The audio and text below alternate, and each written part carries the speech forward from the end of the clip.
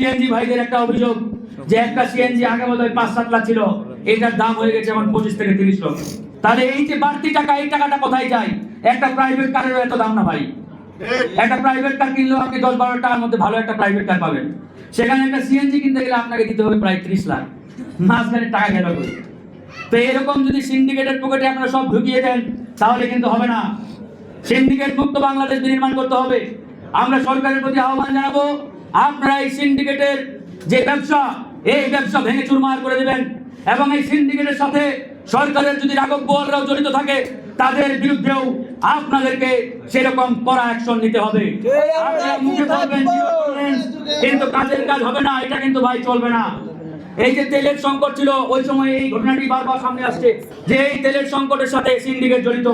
আমরাও বলেছি হ্যাঁ সিন্ডিকেট জড়িত, কিন্তু সিন্ডিকেটের মাজা ভেঙে দিতে হবে। কিন্তু আপনারা মাজা ভাঙতে পারেন নাই। সিন্ডিকেটের কাছে যদি সরকার নথি স্বীকার করে তাহলে বুঝতে হবে সরকারের চাইতে ওই সিন্ডিকেট বেশি পাওয়ারফুল। এটা কিন্তু হবে না, হতে দেওয়া হবে না। সিন্ডিকেট যেখানে লড়াই হবে সেখানে, সিন্ডিকেট যেখানে আন্দোলন হবে সেখানে। আমরা চাই আমরা একটি শ্রমিক বান্ধব সরকার জনাব তারেক রহমানের কাছ থেকে আমরা দেখতে চাই। শ্রমিক বান্ধব নতুন বাংলাদেশ আমরা বর্তমানে মাননীয় প্রধানমন্ত্রীর কাছ থেকে দেখতে চাই।